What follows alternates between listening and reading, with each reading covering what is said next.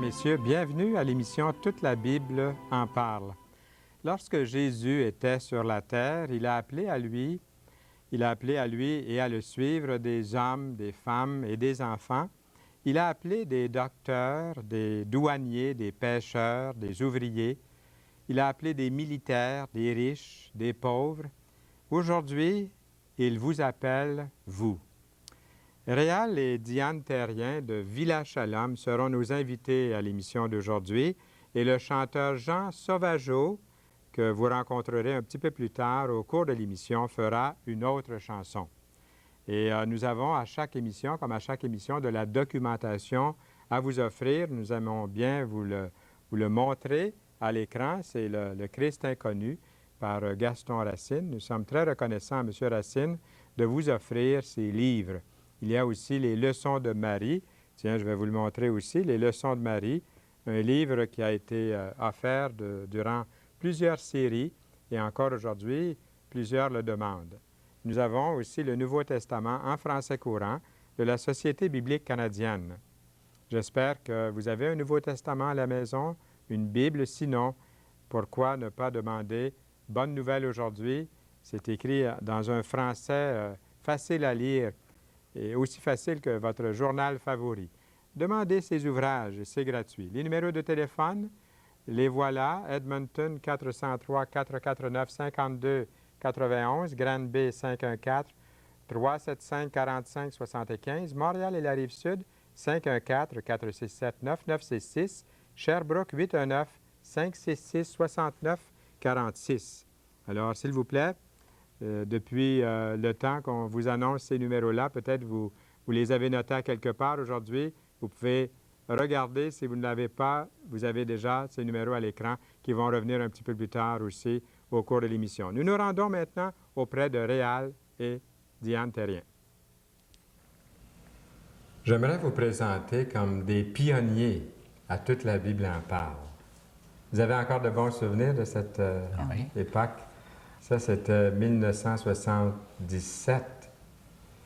Et je me rappelle les premières fois que nous avons même trouvé le nom, Toute la Bible en parle. Et puis, nous étions réunis chez Gauvin à Saint-Hilaire, Lise et Jacques. Ton garçon Alain, d'ailleurs, qui avait proposé le nom de Toute la Bible en parle. Tu te souviens de ça? Oui, Alain Saint-Louis, notre fils, qui avait proposé le nom.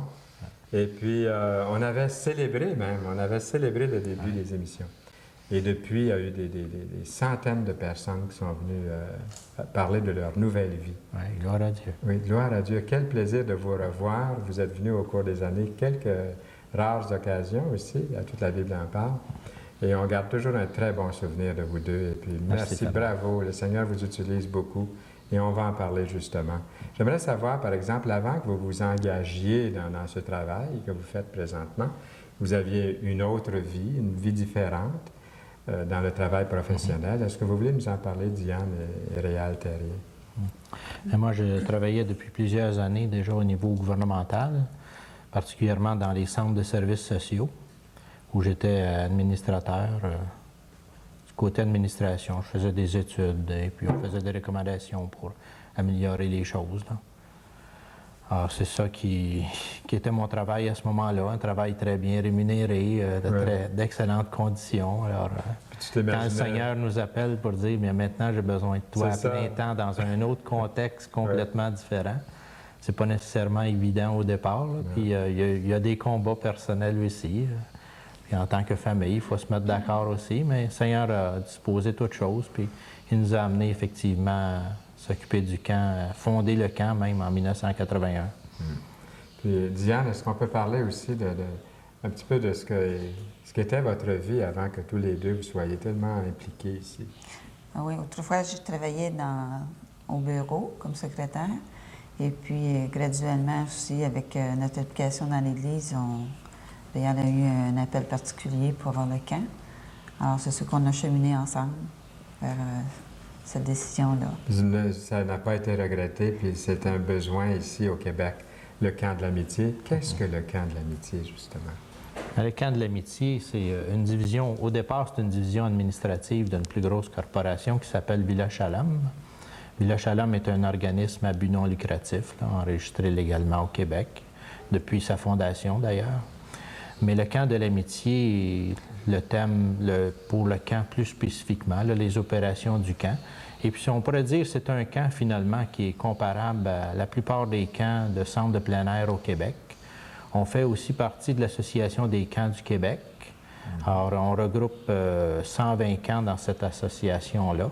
Alors, on s'identifie très bien avec tous les autres camps qui sont au Québec.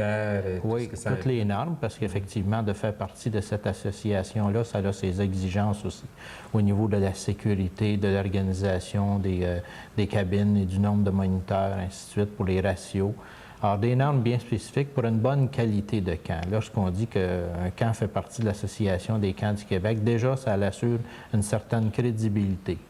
Mais qu'est-ce qu'il y a de spécifique? Parce que chaque camp aussi peut avoir une spécialité. On peut retrouver des camps en informatique, des camps en robotique, des camps de toutes sortes, là, spatiales, ainsi de suite. Alors, la tendance, c'est de plus pour de hockey, oui, sûrement, beaucoup aussi. Justement, je pense. Ah oui, alors il y a beaucoup de spécialités aussi dans les camps, tout en ayant les activités de base de plein air, mais il y a aussi des spécialités. Puis si on pourrait identifier une spécialité au camp de l'amitié, bien, c'est celle de faire connaître, de partager les valeurs chrétiennes. Parce que dans notre société aujourd'hui, les groupes qui s'impliquent dans la réalisation du camp de l'amitié réalisent qu'effectivement, c'est quelque chose qui manque, puis c'est un besoin. Puis nous, de la part de Dieu, c'est quelque chose qu'on veut être des serviteurs pour Dieu, de faire connaître la parole de Dieu. Comme on était appelé effectivement, comme tout chrétien, de faire connaître la parole de Dieu. Alors, à travers les valeurs chrétiennes qu'on essaie de partager aux jeunes pendant les camps d'été, parce qu'il y a plusieurs programmes aussi au camp. Le camp n'organise pas toutes les activités. Diane va peut-être parler tantôt de qu'est-ce qu'il y a comme programme au camp, là, dans l'ensemble des activités. Mais pour ce qui est des camps d'été, en tout cas, on rejoint les jeunes pour partager particulièrement les valeurs chrétiennes. J'espère qu'il y en a qui l'ont fait avant moi, souvent, mais je vous félicite tous les deux pour le travail que vous faites ici. Merci. C'est louable. L'encouragement. Oui. Et ça ne doit pas arriver souvent que les gens le font. Peut-être que ça arrive plus souvent qu'on pense aussi, mais on oublie des fois les bienfaits qu'un tel camp peut faire à toute la famille. Puis on va en parler dans quelques instants. Ce n'est pas simplement un camp pour les enfants. Il y a toutes sortes de programmes réels. Tu as mentionné les programmes. Est-ce que, Diane, tu veux nous en parler de ces programmes? Nous avons trois programmes en titre. Nous avons les camps d'été, nous avons les classes nature et puis l'accueil de groupe que nous faisons. Alors, les camps d'été, ça s'adresse aux jeunes primaires de 6-12 ans qui sont du mois de juillet et août. Et puis, en août, c'est les deux semaines, ça s'adresse à des adolescents jusqu'à 16 ans.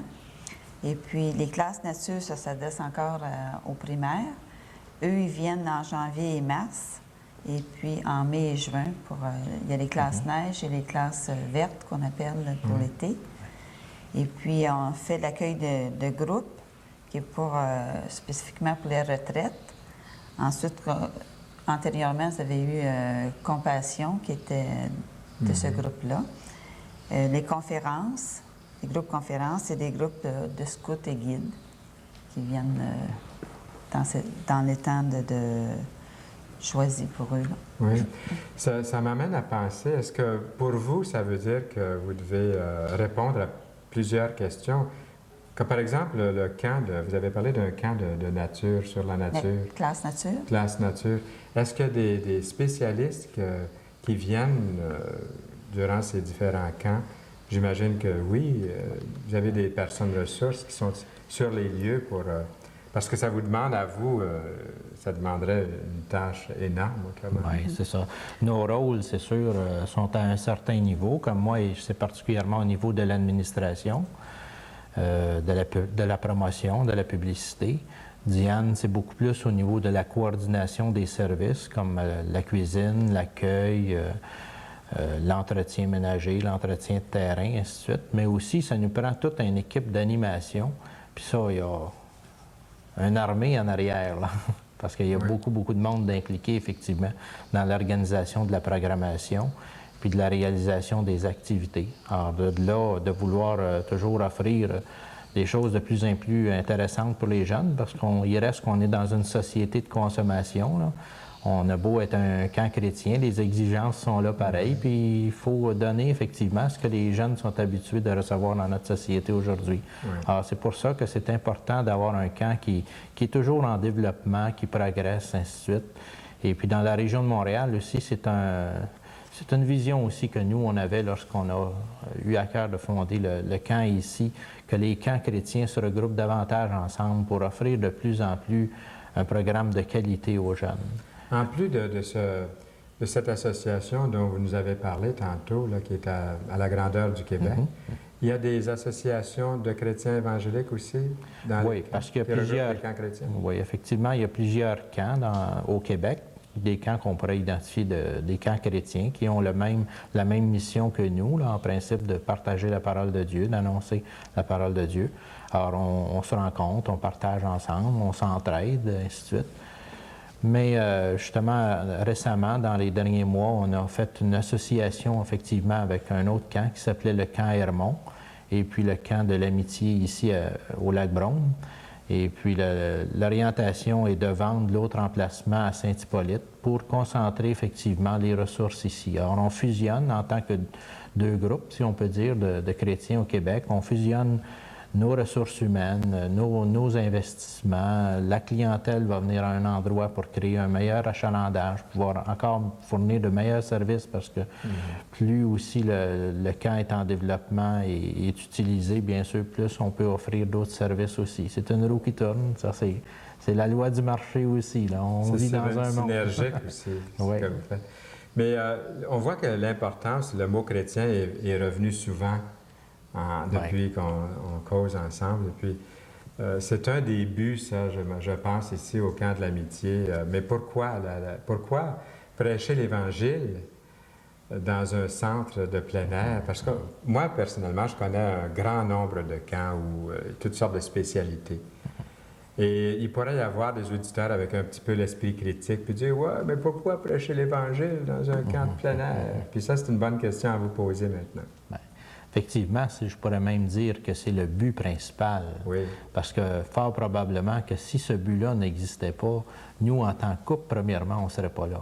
Parce que si on a donné nos vies au Seigneur, partant de où on est parti pour être là où le Seigneur nous amenait, c'est parce qu'effectivement, il y avait tout un appel du Seigneur à pouvoir le faire. De notre propre force, de nos propres forces, on n'aurait pas fait ce pas-là.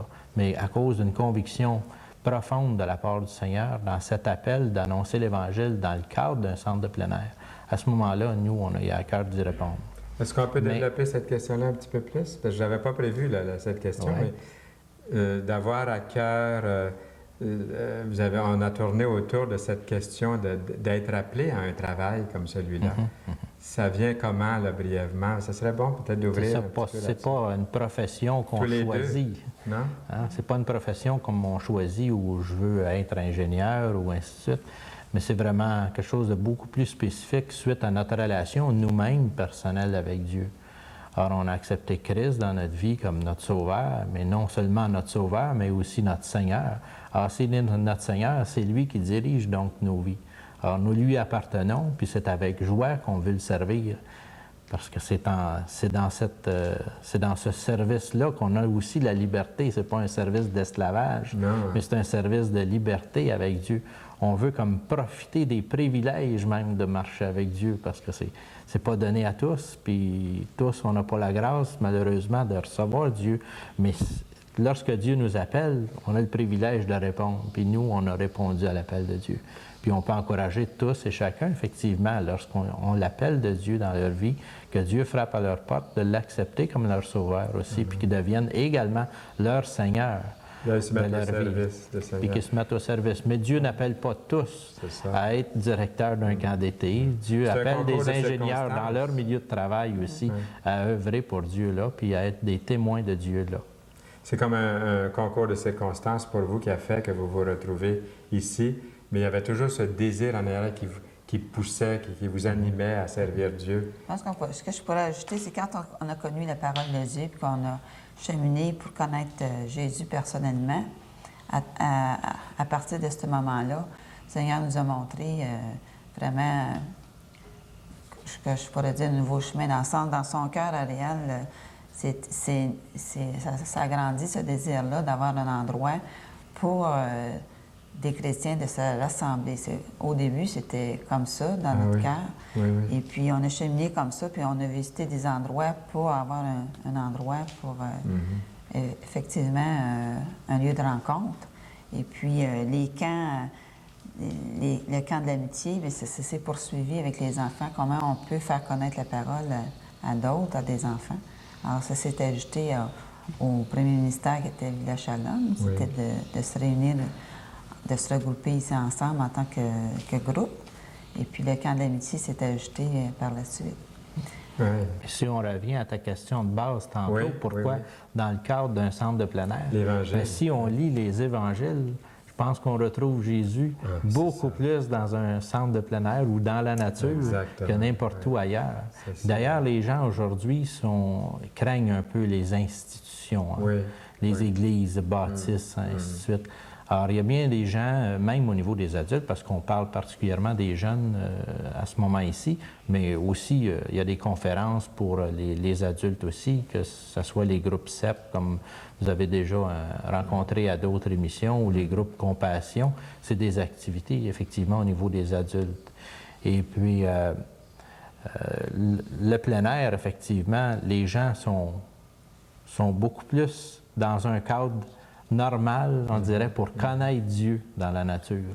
Parce qu'on lit dans Romains, effectivement, j'ai le verset ici devant les yeux, dans Romains 1, au verset 20, où il est dit que l'homme est même inexcusable de ne pas connaître Dieu à travers la beauté de la nature. Alors, puis on sait tous, pour avoir tous aussi expérimenté, moi-même personnellement, avant d'avoir accepté Jésus, lorsque j'allais dans une campagne, puis que je voyais un ciel étoilé, puis une beauté de la nature, ça parle à notre cœur. On a beau vouloir étouffer notre conscience, vouloir mener la vie qu'on veut, puis pas rien savoir de Dieu, puis même vouloir s'identifier comme athée ou quoi que ce soit. Mais il reste que la nature, s'il y a une chose, je pense, la nature, d'une façon très spéciale, nous parle de l'existence de Dieu, puis qu'il y a quelque chose qui a créé, il y a quelqu'un qui a créé toutes ces choses si merveilleuses. Alors, la nature nous parle effectivement d'un créateur, puis on a aussi un petit chant pour les enfants là-dessus. Dans cette belle nature dont on est en train de parler, où êtes-vous situé précisément? Où se situe le camp de l'amitié pour que les gens puissent venir vous dire bonjour? Est-ce que c'est permis? Oui, bien sûr. Les gens souvent nous appellent pour effectivement venir nous rencontrer, peuvent nous appeler au numéro 1-800 même, 1-800-465-7733. Alors, ça se retient assez bien, 465-7733. Et puis, physiquement, on est situé au lac Brome, une très belle région accessible facilement à 1 heure et moins de Montréal. Alors, ça se trouve dans la région de l'Estrie, près de Granby, Bromont, Waterloo, toutes des villes environnantes, même Cowansville, c'est pas très loin. C'est le début des Appalaches avec les belles montagnes et le lac. Et une très belle région. On venir faire un tour par ici, une petite balade en auto. Ah oui. Et souvent, d'ailleurs, les parents ne veulent pas qu'on offre le service de transport pendant l'été pour les jeunes. Ils aiment mieux venir reconduire eux-mêmes les enfants pour profiter de la région. Bien, je peux les comprendre. Puis le camp de l'amitié existe depuis quand, Diane? Je voudrais vous parler un petit peu de l'origine du camp ici. Originalement, c'était de 46 à 71, on appelait le Flambeau. C'était un orphelinat que M. et Mme Van de Vec avaient pris soin. Oui, ça, c'était à l'époque que j'étais étudiant à Bethel. En 1960, je venais ici, même après, plusieurs années après, là, comme étudiant, puis d'autres, faire un petit peu de stage dans la prédication. Je vous laisse continuer. OK. Et puis, après ça, c'était vendu à une compagnie d'enregistrement de disques évangéliques jusqu'en 71, de 71 à 81. Et puis, c'est nous qui avons pris possession en 81. La première année, nous avons été à l'aménagement du site. Et puis, nous avons commencé à recevoir quelques groupes. Ensuite, en 82, c'était le début des activités, puis le développement des installations. Puis, à chaque année, on améliorait l'emplacement. Il y a eu des gros changements. Comme cet site ici, cet emplacement ici, c'était fait, là, je dirais 2-3 ans. 4 ans. Parce qu'anciennement, c'était des garages qu'on a aménagés ici pour une salle de jeu, puis une petite salle de conférence pour les plus petits groupes. Et puis, nos activités, nos équipements de sport aussi, c'était amélioré. Tout s'améliore ici. C'est ça que je peux dire. Puis Réal et Diane Terrien, merci, merci, un gros merci. Et lâchez pas, hein? Merci beaucoup. On ne veut pas vous perdre. Un Continuez. plaisir. À bientôt. Merci de l'encouragement. Merci. Nous sommes de retour en studio et puis ça me fait penser à ce que le Seigneur Jésus a dit à ses disciples lorsqu'il leur a dit « Venez avec moi dans un endroit isolé pour vous reposer un moment. » Alors, Village Shalom, c'est un endroit de repos et merci, merci, merci à tous ceux qui sont tellement dévoués comme Réal et Diane Terrien à Village Shalom. Venez avec moi dans un endroit isolé pour vous reposer un moment. On va aller faire un petit tour dans ce coin-là. Nous avons la documentation. Je ne vous la montre pas, mais les numéros de téléphone, oui. Pendant un instant, regardez bien ces numéros. Tout à l'heure, je vous ai lu ces numéros et maintenant, vous pouvez les noter encore une fois, en prendre connaissance. Et après le chant, nous allons aussi vous donner l'occasion de faire la même chose. Eh bien, le chanteur Jean Sauvageau va chanter cette fois-ci « Ouvre ton cœur ». Il va chanter « Ouvre ton cœur à Jésus qui est venu pour te donner le pardon. » Je suis content que dans une de ses chansons, il vous donne l'occasion aussi d'aller à celui qui peut pardonner, qui vous aime. Et peu importe quel pécheur vous êtes, il vous sauve. Nous l'écoutons maintenant. Toi qui penses te lancer dans une religion, toi qui crois qu'en faisant cela t'es bon, ne crois-tu pas qu'il règne dans ton cœur une pensée t'éloignant du bonheur?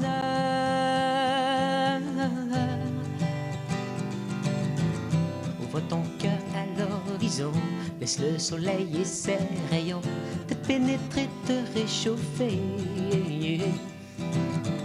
Ouvre ton cœur à l'horizon, laisse le soleil et ses rayons te brûler et t'illuminer.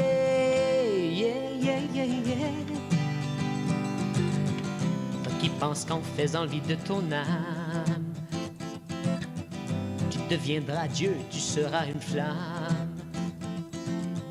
Ne vois-tu pas que pour bien éclairer, il faut être allumé, consumé. Yeah, yeah, yeah, yeah. Ouvre ton cœur à l'horizon, laisse le soleil et ses rayons te pénétrer, te réchauffer. Yeah, yeah. Ouvre ton cœur à l'horizon, laisse le soleil et ses rayons te brûler et t'illuminer. Yeah, yeah, yeah, yeah.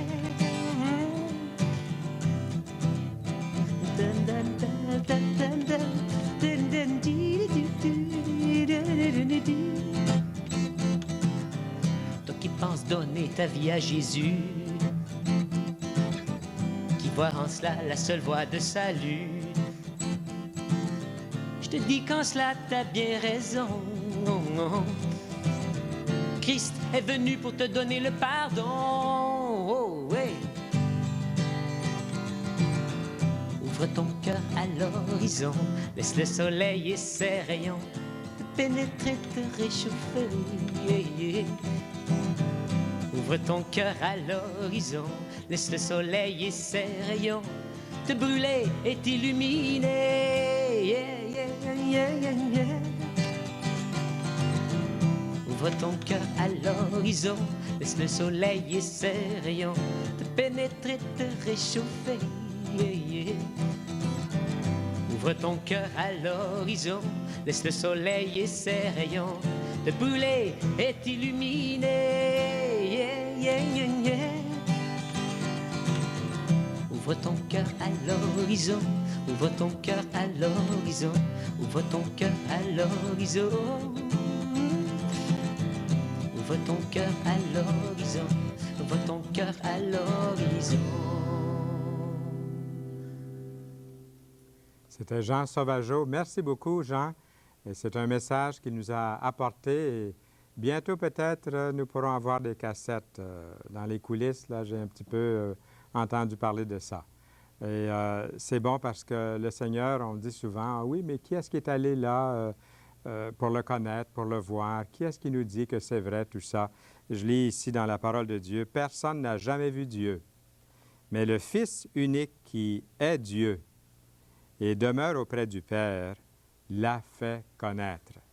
Nous pouvons prendre sa parole. Bonne nouvelle aujourd'hui, un Nouveau Testament en français courant qui nous est offert par la Société biblique canadienne et c'est un cadeau, rien à payer.